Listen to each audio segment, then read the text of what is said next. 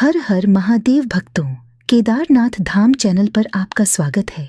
श्रावण पुत्रदा एकादशी को पवित्रोपणा एकादशी और पवित्रा एकादशी के नाम से भी जाना जाता है। इस एकादशी का व्रत अधिकांश विवाहित दंपतियों द्वारा रखा जाता है। जो भक्त पूरी श्रद्धा और समर्पण के साथ इस पुण्यदायी व्रत का पालन करते हैं, भगवान विष्णु उनकी सभी मनोकामनाओं को पूरा करते हैं और अपने भक्तों के जीवन में अकल्पनीय परिवर्तन लाते हैं। श्रावण पुत्रदा एकादशी व्रत करने वाले सभी भक्तों को आरोग्य, धन, भाग्य, समृद्धि और संरक्षण प्राप्त होता है।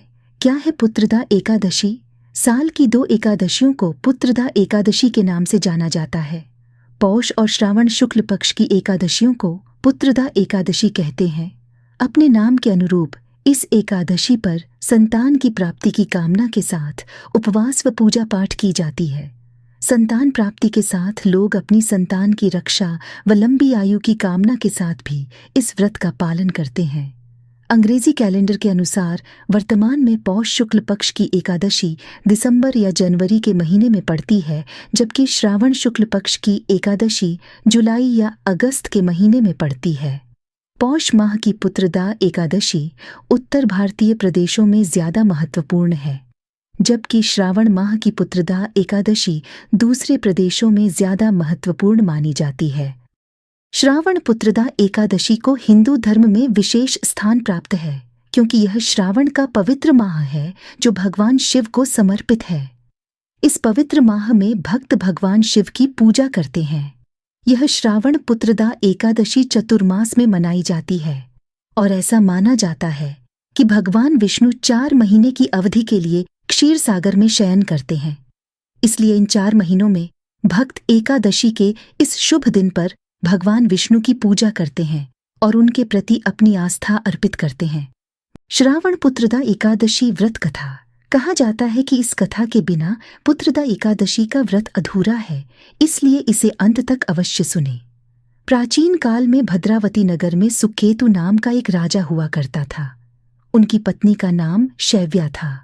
उन दोनों के जीवन में किसी भी प्रकार की कमी नहीं थी, फिर भी संतान न होने का दुख उन्हें हमेशा कचोटता रहता था। एक दिन दुखी मन से राजा और रानी अपने मंत्री को सारा राज्यपाठ सौंपकर वन में चले गए।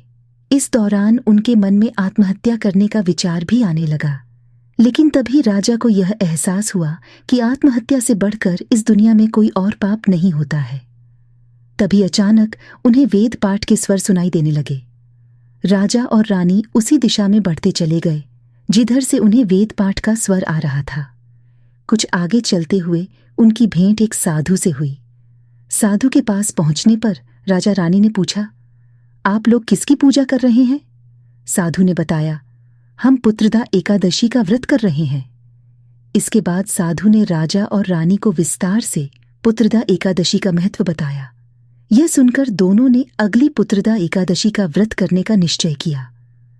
व्रत के प्रभाव और भगवान विष्णु की कृपा से उन्हें आखिरकार संतान की प्राप्ति हुई। मान्यताओं के अनुसार लोग इसके बाद पुत्रदा एकादशी का व्रत संतान प्राप्ति की कामना के साथ करने लगे।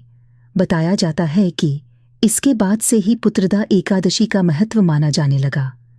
ऐसे में जो कोई भी निसंतान दंपत्ति इस दिन श्रद्धापूर्वक और विधि विधान से व्रत पूजन और उपवास करते हैं, उन्हें संतान सुख अवश्य प्राप्त होता है। लोगों की इस व्रत में असीम आस्था निहित है। हम भी आशा करते हैं कि इस व्रत का शुभ फल आपको मिले। वीडियो देखने के लिए धन्यवाद। अगर आपको ये वीडियो पसंद आया हो तो अपने प्रियजनों के साथ शेयर जरूर करें। आपके सवाल और सुझाव नीचे कमेंट में लिखें। अगर आपने अभी तक सब्सक्राइब नहीं किया है तो तुरंत कर लें, ताकि हम आपके लिए और भी दिलचस्प वीडियो ला सकें। मिलते हैं अगली वीडियो में। तब तक के लिए अलविदा। हर हर महादेव।